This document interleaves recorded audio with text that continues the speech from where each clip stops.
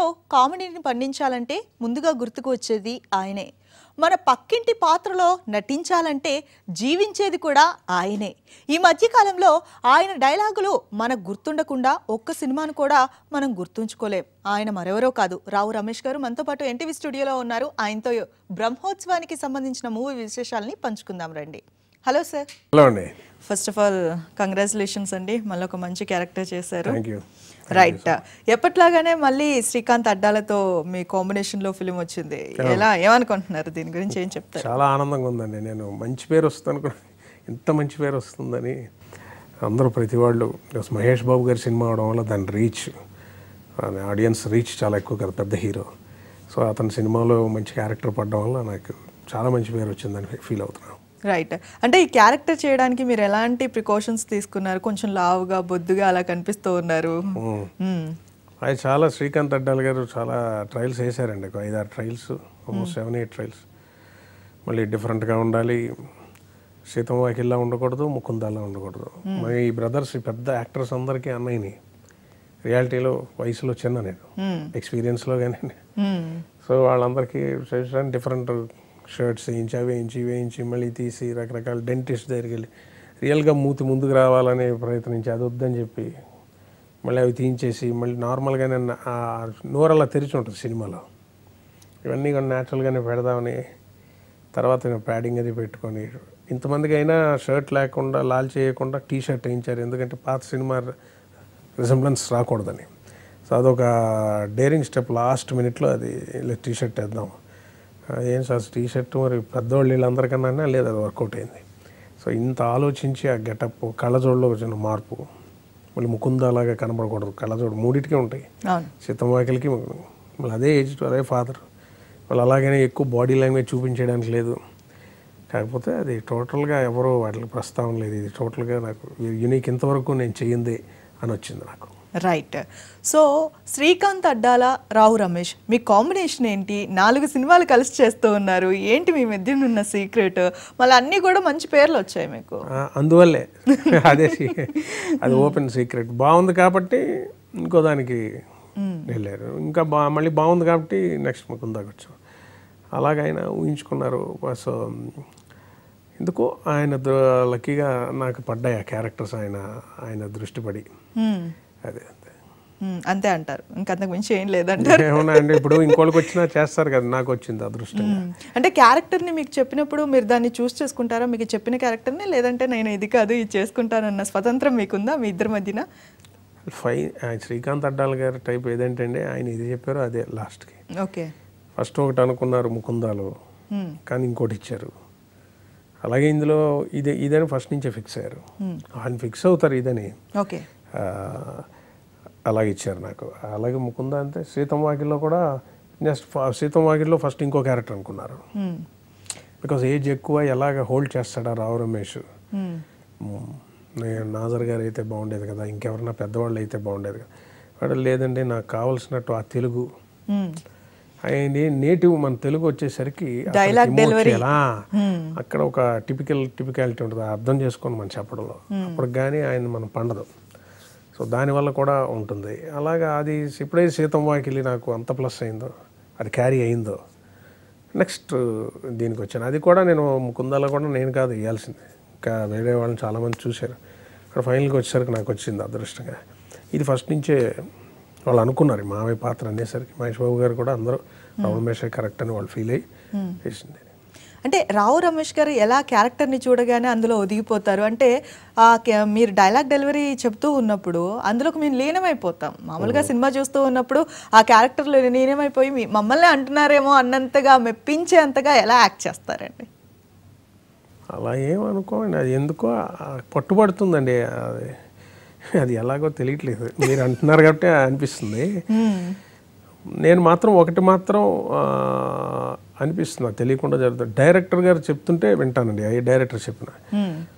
ఇప్పుడు ఎవరో ఒకరు వచ్చి మన డైలాగ్ని ఫస్ట్ ఇదండి మీ డైలాగ్ని చదివితే ఉన్న ఎఫెక్ట్ వేరు.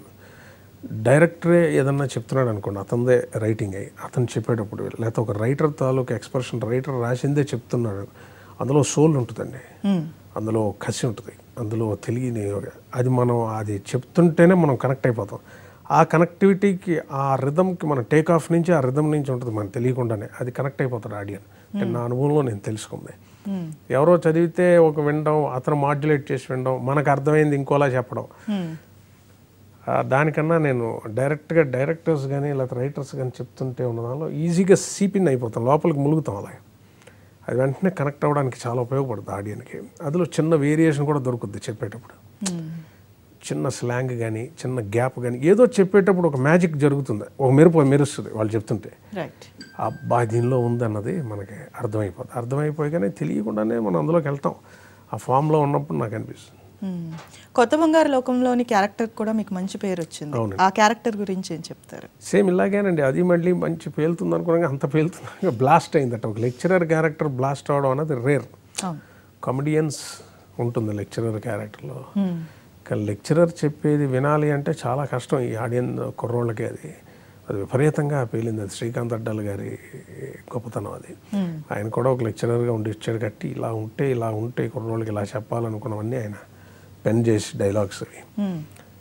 అది నాకు చాలా మంచి పేరు వచ్చింది. అంటే గమ్యం తర్వాత ఇమీడియట్గా హిట్ పడడం, అది జంప్ లాగా పనిచేయడం, జంప్ చేసినట్టు అయింది అది. ఓకే. సో అది నాకు చాలా హెల్ప్ అయింది. కొత్త బంగారు ఇప్పటికీ పిలుస్తుంటారు దాంతో. నాది అన్ని క్యారెక్టర్స్తో పిలుస్తారండి, అదొక అదృష్టం. కానీ మీ మగధీరలో ఇది చాలా బాగుంది, ఇప్పటికీ గమ్యం చాలా బాగుందండి. విలేజ్లో నాయకుడు చాలా మంది ఇష్టం, చాలా కలేజాలో మీ పర్ఫార్మెన్స్ ఇష్టం, జులైలో ఇష్టం. ఇలా ప్రతి సినిమాలో ఒక్కొక్కటి ఐడెంటిఫై చేసుకున్నాక ఒక సినిమా పరిమితం చేయకుండా ఎక్కువ నన్ను అడిగేది ఆ కొత్త బంగారు లోకం క్యారెక్టర్. ఇప్పుడు సీతం వాకిలి కొంతమందికి ముకుంద క్లాస్గా నిలబడిపోయింది. సరే రౌడీ ఫెలో అన్నది అంత సక్సెస్ కాబట్టి కొంతమందికి రౌడీ ఫెలో చూసినంత వాళ్ళ వరకు. సో ఈచ్ క్యారెక్టర్తో ఏమాత్రం విలువ ఉన్న బరువు ఉన్న పాత్ర నేను ఎప్పుడు మర్చినా దాన్ని నాకు రిజిస్టర్ అయింది. మీరు చెప్పినట్టు అది వెళ్ళింది లోపలికి. అవును. అంటే మీరు స్పెషల్గా మీ తండ్రి నుంచి వచ్చిందని చెప్పేసి అనుకోవాలా జీన్స్లో, లేదంటే మీ నాన్నని చూసి మీరు అది నేర్చుకున్నారా? ఆయనది కూడా చాలా నార్మల్గా ఉంటుంది, ఎక్కడా కూడా పట్టినట్టుగా ఉండదు. అంటే మన ఇంటి పక్కన ఉండే వాళ్ళ ఇళ్లలో జనరల్గా కొంచెం ఈర్ష్య అసూయ అనేవి ఉంటాయి, ఆ మాటల్లో ఆ వ్యంగ్యత కనపడతా ఉంటుంది. అదే మీ డైలాగ్ డెలివరీలో వెటకారం ఉంటుంది. నాన్నగారు ఎప్పుడు నేను చూడంటే అప్పుడు ఆయన ఉన్నప్పుడు చాలాసార్లు చెప్పాను, యాక్టింగ్ మీద ఉండేది కదండి నాకు, ఏమవుతాం కూడా తెలియదు. సో ఎప్పుడు చూడడం ఫాలో అవడం అన్నది తీసుకోలేదు, ఏదో అలా కుదిరింది అంతే. మై ఓన్ ఎక్స్ప్రెషన్ నుంచి స్టార్ట్ అయింది. సో అది సక్సెస్ఫుల్గా జరుగుతుంది, జనం యాక్సెప్ట్ చేయి. ఇప్పుడు మళ్ళీ ఈ సినిమా అది. సో అన్న అలా వదిలేకండి నాకు రావట్లేదు. దాంతో మాత్రం మీరు బాగా ఫేమ్ అయిపోయారు సీతమ్మ వాకిట్లో సిరిమల్ల. ఇప్పుడు సీతమ్మ వాకిట్లో సిరిమల్ల చెట్టుకి మీరు తీసుకుంటే దురదృష్టవంతులతో ఎక్కువ మాట్లాడకూడదురా. ఇప్పుడు యోగ్యత ఏంటది, అర్హత అది ఉన్నవాళ్ళు ఆటోమేటిక్గా స్టేజ్కి వెళ్ళిపోతారు. ఇదిగో లేని వాళ్ళు ఇదిగో అన్న ఫీలింగ్ అడిగి వాళ్ళు చాలామంది మనకు కనపడతారు. అలాగే దురదృష్టవంతులతో దౌర్భాగ్యులతో వాళ్ళతో ఎక్కువ గడపరు. సో ఆ టైప్ ఆఫ్ క్యారెక్టరేషన్ ఇప్పుడు అంటున్నాను కాదు, రాజశాస్త్రి గారు చెప్పినట్టు ఒక డబ్బున్నోడు బాగా రిచ్ ఫెలో ఇక్కడ తుమ్మితే మనకు పెద్ద ఇరిటేషన్ అవుతుంది.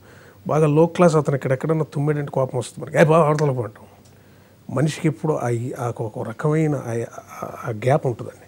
తెలియకుండానే ఒక బేదరికం పట్ల ఆ లో మనుషుల దగ్గర గురించి మనకు ఒక మగాడు ఏడుస్తున్నాడు అనుకోండి, ఎవడు పట్టించుకో రోడ్లో. ఒక అందమైన అమ్మాయి రోడ్డు మీద ఏడుస్తున్న కారు నుంచి అలా ఒకసారి చూస్తాడు.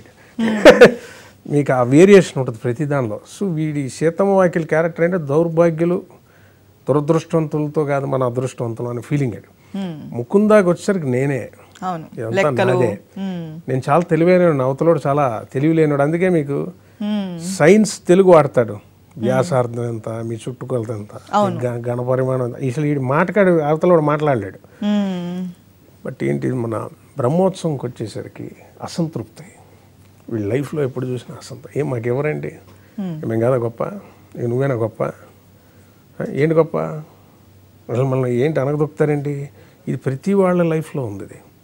అది వీడు కక్కుతాడు కోపాన్ని ఇంటర్వెల్లో, డైలాగ్ రూపంలో అరవడం కాదు, ఇది కక్కడం కోపం. ఒక్కసారి ఇన్నేళ్ళ బట్టి దాచుకుంది కడుపులోంచి ఒక్కసారిగా ఆ వేరియేషన్ ఇది. సో తెలుగు నేటివిటీ మన భాషకి కొంచెం మా డైరెక్టర్స్ రాసినప్పుడు ఇవి బయటపడతాయి. అదే అదృష్టం. ఓకే. అంటే మీ మూడ్ ఒకటి ఏదైతే ఫిక్స్ అవుతారో సినిమాలో, ఆ mood last till the end point వరకు కూడా అలానే కనిపిస్తూ ఉంటాయి ఎక్కువ క్యారెక్టర్స్. ఎలా కంటిన్యూ చేస్తారు అలా ఫస్ట్ నుంచి లాస్ట్ వరకు సేమ్ మూడ్ని? కంటిన్యూ చేస్తే డైరెక్టర్ తిడతారు. ఆయన అందుకే ఏదన్నా చిన్నది రిలాక్స్ అయినా, మనం ఏదైనా వేరే షూటింగ్ నుంచి వచ్చి మూడ్ అటు క్యారీ ఓవర్ అయినా వెంటనే ట్రాక్లో పెడతారు. డైరెక్టర్స్ ఆ మానిటర్లో ఉంటారు కదండి. మనం కొన్ని సమయాల్లో డ్రిఫ్ట్ అవుతాం. అవును, ఆఫ్ కోర్స్. ఎందుకో బాగా నవ్వుకొని అందరితో మాట్లాడి వచ్చిన తర్వాత ఏదో కరెక్ట్గా మనం, బట్ ఎందుకో ఆ సినిమాలో ఆ చిన్న 4 రోజులు గెడ్డం, ఆ విసుగు, ఆ అసంతృప్తి, లోపల బాధ, వీడికి ఏంటి వీళ్ళు మనం కాదా అన్న ఒక ఇది ఆ మొహం ఆకారంలోనే తెచ్చాడు ఆయన. కళ్ళజోడు, డిస్టర్బ్డ్ హెయిర్, సో వీడు అనే డైలాగులు. సో చాలా వరకు అది ఎప్పుడన్నా నేను డ్రిఫ్ట్ అయినా వెంటనే డైరెక్టర్ గారు చెప్పేది కంటిన్యూ చేశారు. అందరూ అడిగే ఇది ఒక క్వశ్చన్ అడిగారు, టోటల్ ఎవ్రీ ఫ్రేమ్లో అది మెయింటైన్ అయిందని. అది జరిగింది. ఓకే. అంటే ఆ క్యారెక్టర్ ఇచ్చినప్పుడు ఒక కోపాన్ని, అసహనాన్ని, వీటన్నిటిని కూడా సమపాలల్లో ఒకేసారి మీరు ఫేస్లో ఎక్స్ప్రెస్ చేస్తూ ఉంటారు. ఎలా అది మీకు సాధ్యం అసలు? ఏదో అంటున్నారు, అప్పుడు అలా జరిగిపోయింది. అది ఆ మూడ్లోకి వెళ్ళి మనం చేసేటప్పుడు ఆటోమేటిక్గా వస్తుందండి. Because that's a live stage. నాటకంలాగే మనం అక్కడ స్పాట్లోకి వెళ్తే ఒక లైవ్ వైబ్రేషన్ ఫీల్ ఉంటుంది. మన పెద్ద పెద్ద యాక్టర్స్ అందరూ ఎదురుగా ఉంటారు. It's a serious thing. సరదా కాదు, మనం రిలాక్స్ అయిపోయి ఉండాలన్నా అలా అయిపోదు. ఆటోమేటిక్గా will be alert. At the same time ఆ లైవ్ ఫీల్ ఉంటుంది కదా మీకు. ఆన్ టోస్ ఉంటారు, ఇచ్చిన డైలాగు. సో తీసుకెళ్ళిపోతుంది ఒక పీరియడ్ ఆఫ్ టైం. మనకి అందులో లాగేస్తుంది ఆటోమేటిక్గా. ఆ డైలాగ్ చెప్తుంటేనే వేడి మీలో స్టార్ట్ అయిపోయి మీకు ఆటోమేటిక్గా ఇట్ జస్ట్ రోల్స్ అవుట్. ఏదో మీరు చూసిన ఇంటర్వల్ సీన్ అది సింగిల్ టేక్, ఫస్ట్ టేక్. మీరు చూసిన మాస్టర్ అంతా ఫస్ట్ టేకే. ఓకే, ఒక టేక్లో. క్లోజ్లో మాత్రం మళ్ళీ చేసాం, సజెషన్స్ మళ్ళీ చేసాం. వాళ్ళకి ఎక్స్ప్రెషన్స్ అందరూ కావాలి కదా. అవును. సో మీరు ఏదైతే ఆల్ ఆర్టిస్ట్ కాంబినేషన్తో మీరు చూసారు ఇంటర్వల్ది 3 కెమెరా సెటప్లో, సింగిల్ టేక్లో రన్ చేసిన షార్ట్ ఫస్ట్ టేక్ అయ్యి ఆ మూడ్లో చెప్పినవి. Okay, that's good. అండ్ మీ నాన్నగారు రావు గోపాల్ రావు గారితో కలిసి యానిమేషన్ చేసి ఈ మూవీలో చేశారు. దానికి ఏం చెప్తారు మీరు? అంటే ఎలా ఫీల్ అయ్యారు? అది గొప్ప అదృష్టం కదండి అంత పెద్ద సినిమాలో. I should thank Mahesh Babu గారు.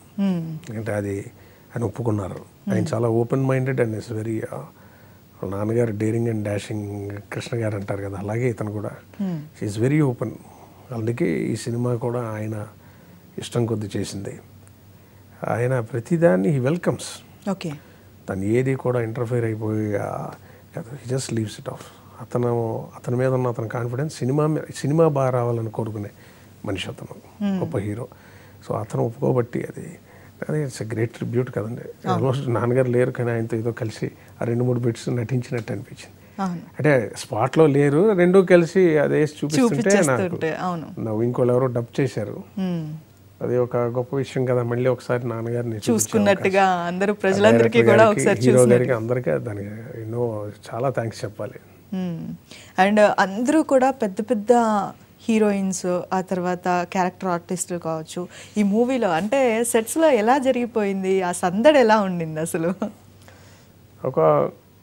నేను ఇది ఇంకో 2 ఇంటర్వ్యూస్ కూడా చెప్పాను. బ్రహ్మోత్సవం అన్నది లైఫ్లో నాకు మనసులో బంధించుకున్నట్టు అయింది. ఏదో తొందరగా వచ్చి గబగబా చేసేసి అలా వెళ్ళిపోలేదు. ఎంత గబగబా మేము చేసినా మా వర్క్ నిలబడింది. కానీ ఇక్కడ షార్ట్ ఉన్నా లేకపోయినా అలా ట్రావెల్ చేసాం యాక్టర్స్తో. అందరూ గొప్ప గొప్ప యాక్టర్స్. వాళ్ళందరికీ తక్కువ డైలాగ్స్ ఉన్నా తక్కువ, వాళ్ళు నిజంగా అద్భుతంగా ఒక్కొక్కరు సక్సెస్ చేసి వచ్చిన వాళ్ళు. కానీ మరి వాళ్ళ మధ్య నాకు ఆ డైలాగ్ ఏం చేసినా వాళ్ళు చాలా స్పోర్టివ్గా, చాలా ఆనందంగా నవ్వుకుంటూ దే ఆల్ కోఆపరేటెడ్. లేదా వాళ్ళ గొప్ప మనసు, వాళ్ళ గొప్పతనం, అన్ని తీపి జ్ఞాపకాలని మూటగట్టి వాళ్ళ ప్లస్ పాయింట్స్ నేర్చుకునే అవకాశం బ్రహ్మోత్సవం వచ్చింది. ఎందుకంటే మాకు షార్ట్ ఉన్న రోజులు ఉన్నాయి, లేని రోజులు ఉన్నాయి. అలా ఉండడం, అందరితో కలిసి కూర్చోవడం, ట్రావెల్ చేయడం. అందరూ పెద్ద పెద్ద యాక్టర్స్, సత్యరాజ్ గారితో అనుభూతి, రేవతి గారు, జయసుధ గారు, అలాగే మాకు ఎక్కువ క్లోజ్ అయిపోయి నవ్వి పొట్టచెక్కలు కృష్ణ భగవాన్ గారు, సుబ్బలేఖ సుధాకర్ గారు, షిండే గారు. మెయిన్ నాకు చాలా ఇష్టం నరేష్ గారు. ఆయన ఎంకరేజ్ చేసే విధానం కానీ, అంత స్పోర్టివ్ మనుషులు, అంత సక్సెస్ చేసి ఎన్నో ఒడిదుడుకులు చూసి ఒక ఇదైపోయి ఒక మెచ్యూర్డ్ లెవెల్స్కి వెళ్ళిపోయి పండిన మనుషులు మెంటాలిటీ వైజ్.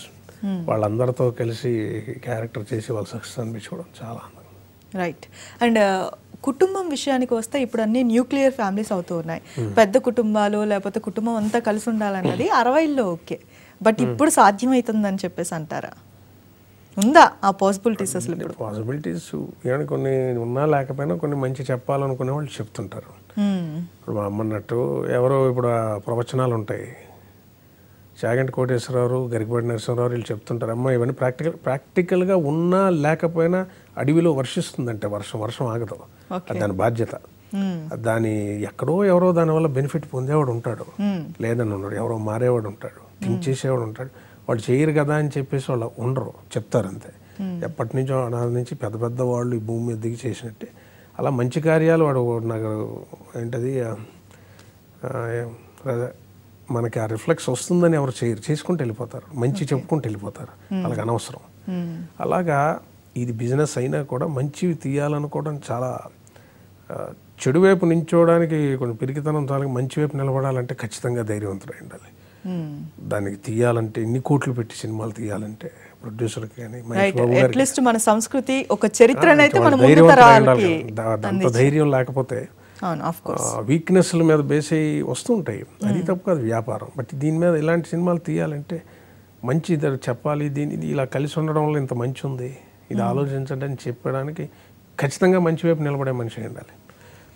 ఎంత దీనికన్నా ప్రిపేర్ అవ్వాలి, ఏం జరిగినా దానికి నష్టమైనా మంచి అయినా చేయడానికి ప్రిపేర్. అంటే ఇప్పుడు ఈ మూవీకి డివైడ్ టాక్ వచ్చింది, ఎలా రిసీవ్ చేసుకున్నారు? అంటే యూనిట్ సభ్యులే కావచ్చు, లేదంటే మిగతా వాళ్ళే కావచ్చు, డైరెక్టరే కావచ్చు. డివైడ్ టాక్ వచ్చింది, బట్ అది ఎక్స్పెక్ట్ చేసి వెళ్ళారు. బట్ నిన్న బాగుంది, ఇప్పుడు లేడీస్ ఫ్యామిలీస్ అందరూ చూసి బాగుంది అంటున్నారు. యంగ్స్టర్స్కి తప్పకుండా మాకు డైనమిజం తగ్గింది, అది తగ్గింది, మహేష్ బాబు గారికి ఉంటుంది. ఎందుకంటే పిక్చర్ ఫస్ట్ నుంచి కూడా ఇది, బట్ ఇప్పుడు చూసి ఫ్యామిలీస్ బాగుంది అంటున్నారు. It's a matured film. Right. Srikanth Addala గారితో చేసిన మూవీస్లో మీకు బెస్ట్ అనిపించిన ఏ క్యారెక్టర్ ఏంటి? కాదండి, ఈ శ్రీకాంత్ అడ్డాల గారు కాకుండా బయటివి చేసినా నాకు ఆ సెకండ్కి అలాగే అనిపిస్తుంది. అంటే ఇది అబద్ధం ఏదో నేను భయపడో కాంట్రవర్సీ కోసం చెప్పట్లేదు. నేను ఆ సెకండ్ని మర్చిపోతాం కదా, నేనే కాదు ఏ యాక్టర్ అయినా మర్చిపోతాడు యాక్ట్ చేసేటప్పుడు. సో అది ఆ సమయానికి అనిపిస్తుంది, కానీ అది ఆ కిక్ మాత్రం ముకుందా చేసేటప్పుడు నాకు వచ్చింది. ఇక సీతం వాకిలు చేసేటప్పుడు అంత కిక్ వచ్చింది. మళ్ళీ అంత పెద్ద యాక్టర్స్ కదండి, కొత్త బంగారు లోకం చేస్తుంటే అప్పుడు ఆ సమయాన్ని మరి ఇది మాత్రం ఇది డెఫినెట్గా చాలా కిక్ ఇచ్చింది, మళ్ళీ మీరు చెప్పినట్టు. బట్ అదే చెప్పాను, ఆ సమయం చేసేటప్పుడు అదే. కానీ చూసేవాడు రేట్ చేస్తున్నాడు, ఇది మీకు టాప్, ఇది బెస్ట్, అది వాళ్ళకి తెలుస్తుంది. నా భావం ఒకలాగే ఉంటుంది, చేసేటప్పుడు బా అనిపిస్తుంది. ప్రతి డైలాగ్ని ఆస్వాదించి ఆ బా అన్న ఫీల్తో చేసిన ప్రతిదీ జనాలు కనెక్ట్ అయింది. అది ఏ సినిమా డైలాగ్ అయినా అలా కిక్, అలా అన్ని పాత్రలు నించున్నాయి, ఆ ఫీల్ చేసి కలిగినవన్నీ నించున్నాయి. సో నాకు అన్నీ ఇష్టం. ఇది టాప్ అంటున్నారు అందరూ, ఇది హైయెస్ట్, దీని తర్వాత నీకు ఇప్పుడు రాదు, ఇప్పుడు ఇది ఇలాంటిది ఇంకా ఇమీడియట్గా కుదరదని ఉంటాయి. డెఫినెట్గా ఇమీడియట్గా మంచి రావు, బట్ చాలా స్టేచర్ వైజ్ పెంచి ఇంతమంది యాక్టర్స్ మధ్య డెఫినెట్గా ఇట్స్ ఆన్ టాప్ అంటున్నారు. ఒక ఐడెంటిటీ వచ్చింది మీ క్యారెక్టర్కి మళ్ళీ, ఎందుకంటే అదొక విచిత్రమైన ఫ్లేవర్, ఇంతవరకు చేయలేదు అంటున్నారు. మరి ఆల్మోస్ట్ 80 ఫిల్మ్స్ పెట్టాను, మీరు ఇలాంటివి చేయలేదు అంటున్నారు. సో మహేష్ బాబు గారితో ఇది మీకు రెండో సినిమా? కలేజా అంతే, సీతమ్మ వాకిలి 2, 3 ఆగడ ఒక సీనే చేశా, అది వెరీ స్మాల్ వన్. సో ఇదో సినిమా 3 అనుకోండి, 3.5 పోనీ. సో ఎక్స్పీరియన్స్ ఏంటి? అంటే ఫ్రీగా మాట్లాడుకునే చనువు ఉంది, చాలా సరదాగా ఉంటారండి. వెరీ ఏమనాలి, అది ఇది బాగా థింకింగ్, కానీ కనబడదు అది. ఓకే, చాలా థింక్ చేసి ఇది ప్రతి బిట్ని ఈజ్ వెరీ పర్టికులర్, ప్రతి బిట్ మరి ఆయన చేసింది అవతల వాళ్ళది. దీన్ని దాటి కూడా ఆయన సజెషన్స్ కానీ ఇలా ఉంటుంది కదా, చిన్న ఉన్నాయి అందులో. నేను ఇలాగ వెళ్ళిపోరా ఇంటికి దించారా, నిద్ర వస్తుందంటే ఇలా వెళ్ళబోయి మళ్ళీ ఇలా వచ్చి, అలా వెళ్ళిపోయి ఇలా వచ్చి, అవన్నీ ఆయన ఇంప్రూవైజేషన్సే. ఈ నోరు మూయడం క్లైమాక్స్లో ఎవ్రీథింగ్ అవన్నీ అతను అంటే ఉత్తినే లేకుండా ఈ డైరెక్టర్ మించి మనం ఇక్కడ ఏం చేయగలం, అది మళ్ళీ ఓవర్ ద బోర్డ్ అయిపోకుండా అతను అసలు చాలా సటిల్గా ఉంటుంది కదా. సో ఓవర్ యాక్టింగ్ ఏది ఉండదు, అదొక సటిల్ పర్ఫార్మెన్స్ అది. సో ఆ స్టైల్లోనే అందంగా చిలిపిగా ఒక అందం దానిలోనే ఎలాగా చేయాలన్నది అతను ఆ డోస్ పెంచకుండా చాలా అద్భుతంగా ఆయన ఇంప్రూవైజ్ చేస్తారు. ఆయన మనం ఎక్స్పెక్ట్ చేయం, టక్కని బ్యూటిఫై చేస్తాడు. ఈ సినిమాలో నాకు చాలా జరిగాయి. రైట్. కింద మోకాళ్ళ మీద లాస్ట్లో కూర్చునేటప్పుడు, అంటే ఇది వేరే ఎడిటింగ్లో మార్చారు అది, కానీ చాలా విషయాలు అలాగా ఈ give suggestions and they very valuable, very sensible. మీకు చిన్నప్పటి నుంచి కూడా మూవీస్ అంటే ఏంటో తెలుసు, సినిమా వాతావరణం అంటే ఏంటో తెలుసు, మొత్తంగా అందులోనే పెరిగారు. అయినా కూడా ఇండస్ట్రీకి రావడానికి ఇంత టైం ఎందుకు తీసుకున్నారు? ఇది అందరూ అడుగుతారండి, కానీ ఇప్పుడు బాగుంది కదా, ఇంకా అది ఎందుకులేండి. ఎప్పుడు ఏది రాసి పెట్టిందో అప్పుడు ఉండేది కదండి ఇంట్రెస్ట్. తర్వాత ఇంట్రెస్ట్ వచ్చింది. ఇంట్రెస్ట్ ఉన్నవాళ్ళు ఉన్నారు, బట్ కొంతమందికి అవకాశం దొరకదు, నాకు దొరికింది. రైట్. అంటే మీకు ఫస్ట్ కమ్యూనికేషన్స్ స్టడీ చేశారు, ఆ తర్వాత ఫోటోగ్రఫీ, దాని మీద వెళ్ళిపోయారు. అంతే. తర్వాత డిస్కంటిన్యూ అయ్యి, బట్ ఇప్పుడు సక్సెస్ఫుల్గా ఉన్నాం, హ్యాపీగా ఉన్నారు. అంటే మనం ఏం చేసినా రికగ్నైజ్ చేస్తున్నారు కదా ఇన్స్టెంట్గా. నేను అదే ఫస్ట్లో చిక్కునేవాడిని, బట్ సినిమా ఫీల్డ్ ఒక్కదానికే ఉందేమో. మనం ఏం చేసామో బయటికి వెళ్తుంటే రోడ్డు మీద చూసారు, అది బాగుంది సార్, చాలా బాగా చేశారు సార్, మన వర్క్ని అప్రిషియేట్ చేస్తుంటాడు. నేను ఇది చేశానండి అని చెప్పుకోకర్లేదు, మీరు ఇది చేశారు చాలా బాగుంది అని చెప్తారు.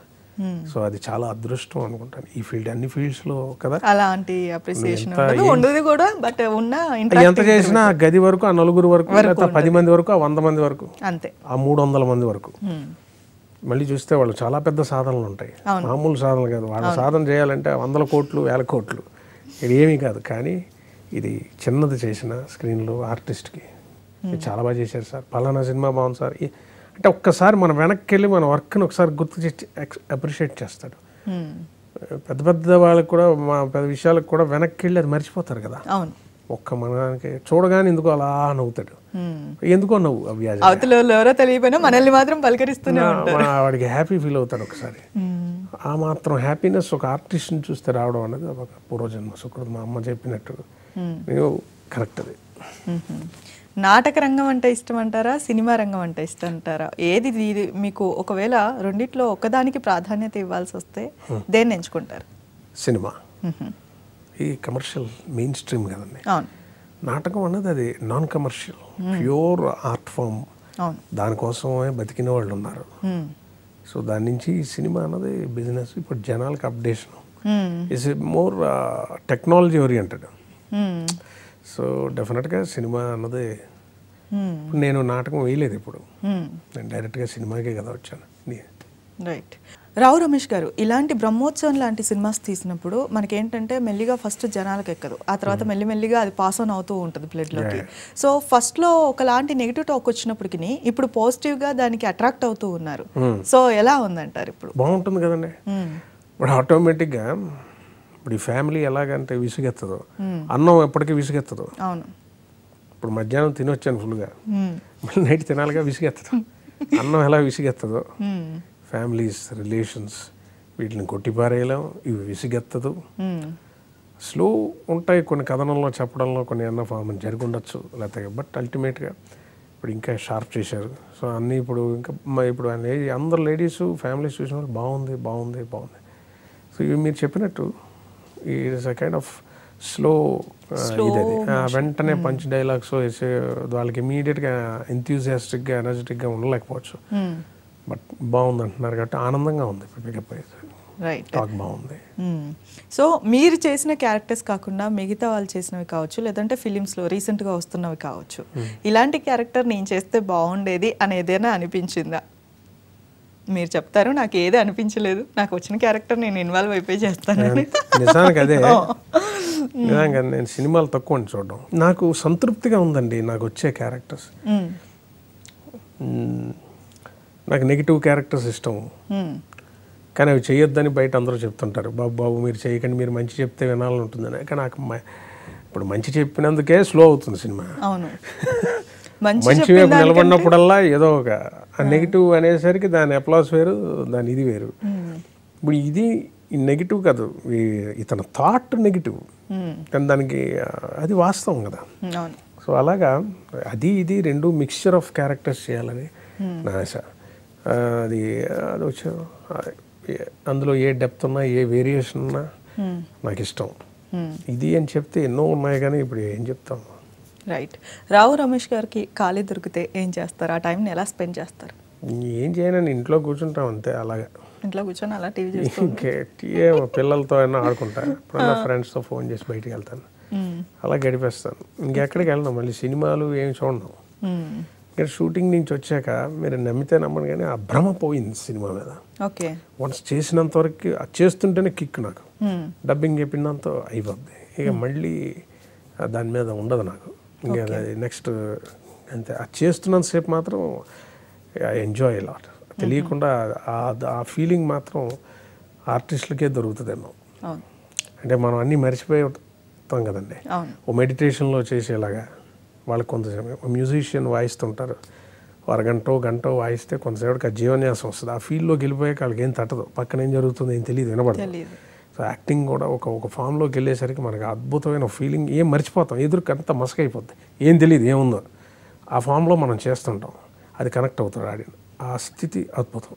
అది చూసి వచ్చేసాక మళ్ళీ ఆ బద్ధకం ఆవరించేస్తుంది, ఇంకెక్కడికి ఇంట్లో ఉండిపోతాను. బ్రహ్మోత్సవాన్ని చూసి మిగతా వాళ్ళు కామెంట్ చేశారు ఒక సీరియల్లా ఉందని చెప్పేసి, ఏమంటారు దీనికి? సీరియల్లో ఎలా ఉంటుందండి, ఇది చాలా పెద్ద స్పాన్ ఉన్న సినిమా. బహుశా ఫ్యామిలీస్ అన్నీ ఉండబట్టి సీరియల్ అంటున్నారు. నేనేదో సీరియల్స్ని తప్పు పట్టట్లేదు కానీ సీరియల్స్లో జనరల్గా మీకు ఇలాగే చూపిస్తే టెలివిజన్లో రేటింగ్స్ కానీ వస్తాయండి. సో కాన్ఫ్లిక్ట్ పెడతారు కోరుండి, అత్తకి కోడలకి కొడుక్కి, లేకపోతే ఇద్దరు వైఫ్లు ఏదో సమ్ స్ట్రగుల్, వీళ్ళకి వాళ్ళకి, బ్రదర్కి సిస్టర్కి, చిన్నపిల్లడికి ఏదో ముద్ద కలపడం దగ్గర నుంచి మీకు మొత్తం రేటింగ్స్ కోసం మీకు రకరకాల కాన్ఫ్లిక్ట్స్ ఫ్యామిలీస్ మధ్యన పెడతాయి. హారబుల్. ఎవరో కలిసి ఉన్నట్టు ఆ పాట ఒకటే వస్తుంది ఓపెనింగ్, కలిసి ఉన్నట్టు అందరూ కలిసి, నెక్స్ట్ నుంచి జరిగేది. కానీ ఇది సినిమా చూస్తే ఫోన్ చేస్తారు మీరు ఎప్పటి నుంచో ఫోన్ కూడా మానేసో, మీ మనసులో ఏదో ఒకటి అడ్డి ఒక మనిషితో మాట్లాడపోతేనో, మన బంధువే కదా ఏదో అన్నాడు అప్పటికి అంతేనా, ఇంక దాంతో అయిపోయిందా అన్నట్టు ఉండదు. కలవకపోయినా కలవాలని అనిపిస్తుంది మనసులో, ఫోన్ చేయలేకపోయినా చేయాలనిపిస్తుంది. సో దీని వాల్యూస్ వేరండి. అది ఏదో మధ్యలో కాన్ఫ్లిక్ట్స్ పెట్టుకొని కోరుండి ఏదో ఇద్దరి మధ్య పెట్టేసి దాని నుంచి ఒక ఎంటర్టైన్మెంట్ కాదు అది. You really internally feel that you want to meet that person, లేకపోతే ఆయన కలవాలి, ఫోన్ చేయాలి, ఏదో అన్నాడు పెద్ద ఆయన ఏముంది, అలాంటి ఒక మన ఆలోచింప చేసే సినిమా అండి. మన కొట్టిపారేయడానికి లేదు అలాగా. ఓకే. అంటే ప్రేమలు, బంధాలు, ఆప్యాయతలు ఈ బిజీ లైఫ్లో ఎలా మనం షేర్ చేసుకోవాలని చెప్పేసి చాలా మందికి అయితే మనసుకు మాత్రం తడుతుంది. సినిమా నుంచి బయటకు వచ్చేసరికి కొద్దిమంది కన్నా ఎక్కడో కనెక్ట్ ఏదో ఆలోచిస్తాడు. ఇంటికి వెళ్ళేటప్పుడు కారులో వెళ్ళినా, క్యాబ్లో వెళ్ళినా, ఇంటికి వెళ్ళినా అవును కదా ఒకసారి మాట్లాడితే ఎలా ఉంటుంది అనిపిస్తుంది. సో అంత వాల్యూస్ ఉన్న పాయింట్ అదేమి కామెడీ ఇది కాదు. మహేష్ బాబు గారు అది నమ్మి తీసాడు ఆయన, పివిపి గారు కూడా అంత నమ్మాడు ఆయన. ఒక మంచి దాని మీద చాలా నమ్మకం పెట్టుకున్నారు. గౌక్మన ఆ మాట అనేసి నాకు బాధేస్తుంది. రైట్ అండి. థ్యాంక్ యూ రావు రమేష్ గారు. సో బ్రహ్మోత్సవం కూడా మరింత మంది మనసుల్ని తాకాలని చెప్పేసి మేము మనస్ఫూర్తిగా కోరుకుంటూ ఉన్నాం. నెక్స్ట్ మంచి మంచి క్యారెక్టర్స్తో మీరు మమ్మల్ని మళ్ళీ అలరించాలని మనస్ఫూర్తిగా కోరుకుంటున్నాం. Thank you so much. Thank you very much.